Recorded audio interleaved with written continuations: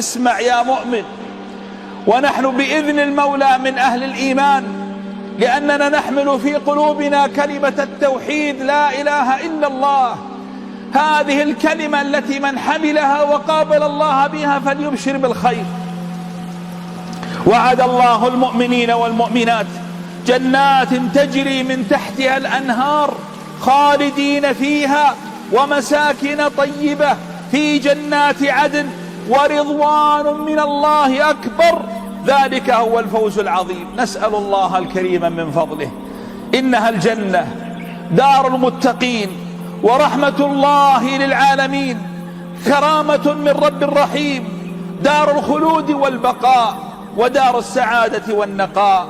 هي جنة طابت وطاب نعيمها، فنعيمها باق وليس بفاني.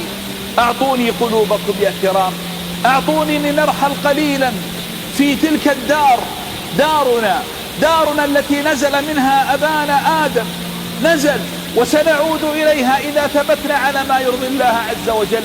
تلك منازلنا الأولى، فلا بد أن نعود إليها.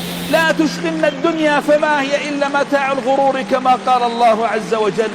ما دمنا مع التوحيد ونعيش في حمى التوحيد فلنبشر بالله، فلنبشر بوعد الله الكريم، فالله تعالى كريم مع عباده. الجنة عرضها السماوات والأرض، وإذا تأملت أن عرضها السماوات والأرض فبالله كيف يكون طول سورها؟ وسورها كما قال النبي صلى الله عليه وسلم كله مبني من الذهب والفضة، لبنة من ذهب